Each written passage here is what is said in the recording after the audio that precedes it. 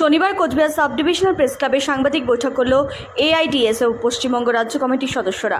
সরকারি শিক্ষা ব্যবস্থা রক্ষা এবং আরজিকর মেডিকেল কলেজের নৃশংসতা দ্রুত তদন্ত, দোষীদের শাস্তির দাবিতে ৩রা সেপ্টেম্বর কলকাতা চলো ডাক দেওয়া হয়েছে। সেই সমাবেশকে সাফল্যমণ্ডিত করে তোলার জন্য আজ তারা এই সাংবাদিক বৈঠক করেন। আরজিকর কলেজে নারকীয় ঘটনার পাশাপাশি কোচবিহার দিনহাটায় গতকাল যেভাবে ছাত্রীদের বাথরুমে আটকে রাখা হয়েছে তার বিরুদ্ধে এদিন আওয়াজ তোলে এআইডিএসওর সদস্যরা। জেলা সম্পাদকের কাছ থেকে শুনলেন যে আগামী ৩রা সেপ্টেম্বর ছাত্র সংগঠন এআইডিএসওর পক্ষ থেকে কলকাতার কলেজ স্কয়ারে থেকে শুরু করে শ্যামবাজারে যে নেতাজি মূর্তি পর্যন্ত এক বিশাল ছাত্র মিছিল অনুষ্ঠিত হতে চলেছে। তার মূল দাবি যে আপনারা গোটা রাজ্য তথা দেশ এবং গোটা বিশ্ব এখন যে দাবিতে উত্তাল, যে আরজি করের যে পিজিটি ডাক্তারের উপর নৃশংস ধর্ষণ এবং তাকে যেভাবে হত্যা করা হয়েছে তার উপযুক্ত তদন্ত করে দোষীদের বিচার, শাস্তি। এবং তার সাথে আমরা যে কথাটা বলতে চাই যে আমাদের জেলা সম্পাদক বলেছেন যে আমরা বিচার চাই, শাস্তি চাই। আবার এ কথাও সাথে সাথে ঠিক যে আজকে শুধু একজনের বিচার হলে, কিছু মানুষের শাস্তি হয়ে গেলে, তার যদি মৃত্যুদণ্ডও হয় তাহলেও সমাজ থেকেই অন্যায় মুছে যায় না।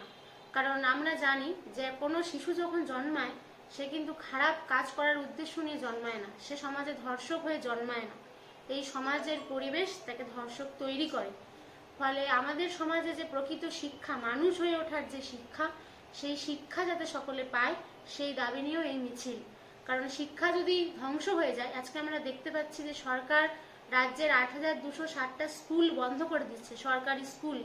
গোটা দেশে অসংখ্য স্কুল বন্ধ হয়ে গেছে, আরো হতে চলেছে। ফলে সাধারণ ঘরের যে ছেলেমেয়েরা তারা যে শিক্ষা সুযোগ পাবে, তারা যে মানুষের মতো মানুষ হয়ে উঠবে, সেই শিক্ষার তারা যাতে না পায় তার ব্যবস্থা করছে সরকার। কারণ যখনই একটা মানুষ শিক্ষা পায় না তখনই কিন্তু সে পশু হয়ে ওঠে।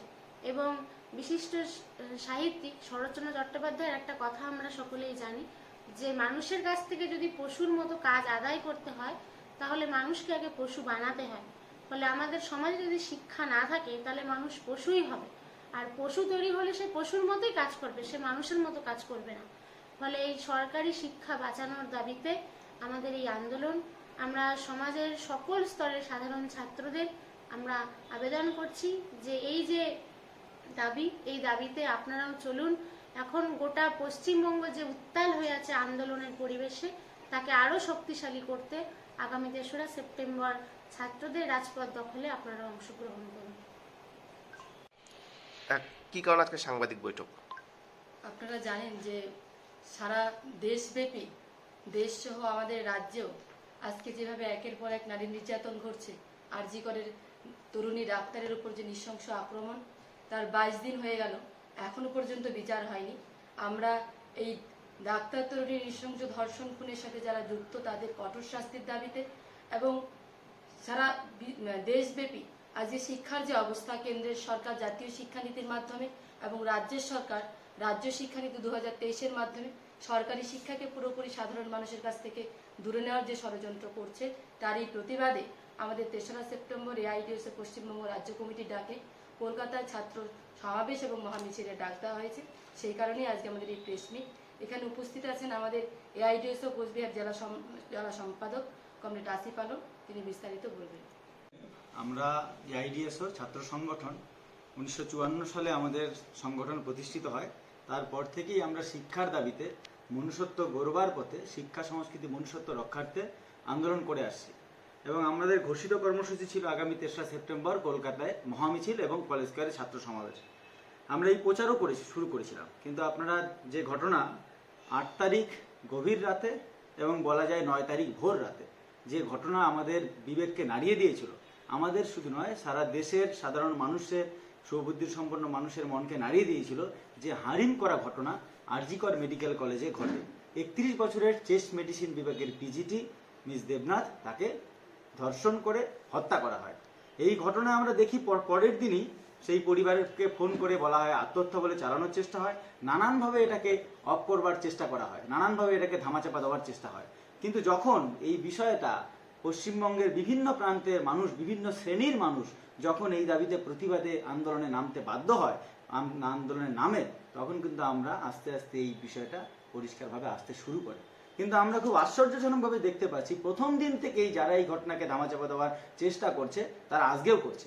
আজকে যখন 14ই আগস্ট যে রাত দখলের মেয়েরা আমরা দেখলাম স্বাধীনতার মধ্যরাতে পশ্চিমবঙ্গে প্রায় লক্ষ লক্ষ মানুষ রাস্তায় নামলো, আমরা তারপরে দেখতে পাচ্ছি আমাদের জেলার দিনহাটা বলে যে জায়গাটিতে, সেখানে আমরা দেখতে পাচ্ছি প্রতিবাদীদের বাড়ি পর্যন্ত ফলো করে বাড়িতে গুন্ডা পাঠিয়ে হুমকি দিয়ে একটা টেরর অবস্থা সৃষ্টি করেছে। আপনারাও দেখেছেন আজকের সমস্ত কাগজে আছে গতকালকে দিনহাটা কলেজের ঘটনা। ভাবা যায় না আমরা কোন সভ্য সমাজে আছি। এটা কি জঙ্গলের রাজত্ব কি পশ্চিমবঙ্গে চালু হয়ে গেল? আমাদের তো ভাবতে হবে। আমরা দেখতে পেলাম যে ওই দিনহাটা কলেজের কয়েকজন ছাত্রী তারা টিএমসিপি তারা মিছিল ডেকেছে, তারা যাবে না বলেছে, তাদের কিছু শারীরিক সমস্যার জন্যই তারা বলেছে। আবার প্রশ্ন আমি এখানে রাখতে চাই সাংবাদিকদের কাছে যে টিএমসিপি দর্শকদের বারবার আড়াল করবারই কিন্তু চেষ্টা করেছে, তারা কিছু আন্দোলনের নামে নাটক করছে। তো যাই হোক, এই কয়েকজন ছাত্রী যায়নি, তাদেরকে শৌচাগারে জোর করে আটকে রেখেছে। ভাবুন 13 জন ছাত্রীকে, প্রিন্সিপাল সেখানে থরথর করে কাঁপছে। তাহলে এইরকম একটা পরিস্থিতি আমাদের কি দেখতে হবে? তাহলে যখন এই বাংলা জুড়ে আন্দোলন এরকম ভাবে তুঙ্গে, তখনও আমরা দেখতে পাচ্ছি দিনহাটায় একজন, তিনি আমাদের এই রাজ্যের একটা দপ্তরের উন্নয়ন মন্ত্রীর প্রধান, তিনি এরকম একটা টেরর ফেরাচ্ছে।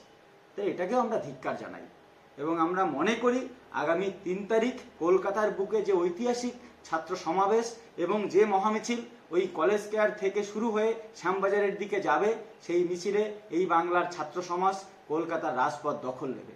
আর একটা কথা আমি এখানে বলতে চাই, আমাদের এই মিছিলে আপামর ছাত্র সমাজের অংশ এখানে যুক্ত হবে। গবেষক ছাত্ররা যাবে, মেডিকেল ছাত্ররা যাবে, ল ফোরামের ছাত্ররা যাবে, সমস্ত প্রান্তিক এলাকার ছাত্ররাও যাবে। এই মিছিলে অনেকে ভয় পাচ্ছে, অনেককে ভয় দেখাবার চেষ্টা হচ্ছে, মিছিলে যাবেন না। আবার এক ধরনের ছাত্ররা ভয় পাচ্ছে যে ওই নবান্ন অভিযান যে একটা সংগঠন তারা ছাত্র সমাজের নামে ডেকেছিল, সেখানে যেরকম ঘটনাগুলো হয়েছিল সেগুলো হবে কিনা। আমরা দায়িত্ব নিয়ে কথাটা বলতে চাই, আমাদের এটা সাধারণ একটা মিছিল, প্রতিবাদ মিছিল, ছাত্ররা রাজপথ দখলের মিছিল এবং 2 মাস আগে আমাদের এই পারমিশন নেওয়া আছে। তাই আমরা সমস্ত ছাত্র সমাজকে এই মিছিলে আসবার জন্য আহ্বান করছি। কোচবিহার জেলার থেকে প্রায় 1200-র উপরে ছাত্রছাত্রী যাবে। আমরা বিভিন্ন ট্রেনে যাব, আমাদের সঙ্গে যোগাযোগ করবেন যারা যারা আরজি করের বিচার চাইছে, আমার দিদির বিচার চাইতে যারা কলকাতার এই মিছিলে আসবেন, সকলকে আমি আগাম অভিনন্দন জানাচ্ছি। আপনাদের কিছু প্রশ্ন থাকলে বলুন। আপনাদের বলছেন ট্রেনে যাবেন, কোথাও কি এরকম বাধাপ্রাপ্ত হওয়ার আশঙ্কা রয়েছে? যেটা আমি বললাম, বিভিন্ন জায়গায় এই কথাটা আনবার চেষ্টা করছে আর কি, যে যেভাবে দিনহাটার ঘটনাটা বললাম যে অন্যান্য জায়গাতে হচ্ছে, আবার একটা মানুষের মনের মধ্যে আর কি এটা ভীতি কাজ করছে, সেটা আমরা আগে পরিষ্কার করতে চাই। এবং যারাই বাধা প্রদান করবার চেষ্টা করছে যে প্রতিবাদীদের, এটা তারা নিকৃষ্ট অপরাধ করছে আরেক ধরনের। আমরা জানি আমাদের দেশের যে ছাত্র আন্দোলনের যিনি শুরুয়াত করেছেন নেতাজি সুভাষচন্দ্র বসু, তিনি বলেছেন যে ব্যক্তি অন্যায় দেখিয়া নিবারণ করিবার চেষ্টা করিবে না সে মানুষ নহে। তাহলে আমরা এই জিনিসটাই বলতে চাই, এরকম একটা অন্যায় হয়েছে, আমরা যারা প্রতিবাদ করতে যাচ্ছি তাদেরকে যারা আটকাতে চায় তারা জঘন্য মানুষ। সেটা আমরা এবিএনসিল কলেজেও দেখতে পেলাম। এবিএনসিল কলেজে কয়েকদিন আগে তারা সাধারণ ছাত্ররা তারা মিছিল করবার জন্য প্রস্তুতি নিয়েছে, কিন্তু টিএমসিপির নেতারা, দুষ্কৃতীরা, তারা একের পর এক ফোন করে তারা ব্যাপকভাবে হুমকি দিয়েছে। হুমকি শুধু এখানেই শেষ নয়, এবিএনসিল কলেজের অধ্যক্ষকে তারা ফোন করে বলেছে যে কোনো ছাত্র যদি এই মিছিলে যায় তার লাশ পড়বে। অধ্যক্ষ বাকি ডিপার্টমেন্টের স্যারদেরকে ফোন করে বাকিরা যাতে কেউ মিছিলে না যায় এইটা তারা সুনিশ্চিত করতে ব্যস্ত। ভাবুন, প্রতিবাদ না, প্রতিবাদকে আটকাতে তারা ব্যস্ত। ঠিক যেমন মুখ্যমন্ত্রী বলেছেন ফোর্স করা, সেরকম আর কি। আমরা এগুলোকে ধিক্কার জানাই। আমরা সমস্ত আপনাদের মাধ্যমে সমস্ত আপামর মানুষকে বলছি, আপনারা আসুন, ধৈর্যের বাঁধ ভেঙে গেছে, আজকে আর শোক করে কিছু হবে না, দ্রোহ করুন, প্রতিবাদে নামুন। লক্ষ লক্ষ মানুষ নেমেছে আমাদের এই সময় নামার জায়গা। এবং আমি যেটা বলতে চাই, আজকে মনুষ্যত্ব গড়বার শ্রেষ্ঠ জায়গা কিন্তু হচ্ছে রাজপথ। আজকে আর শুধু প্রতিষ্ঠানে থাকলে হবে না, আজকে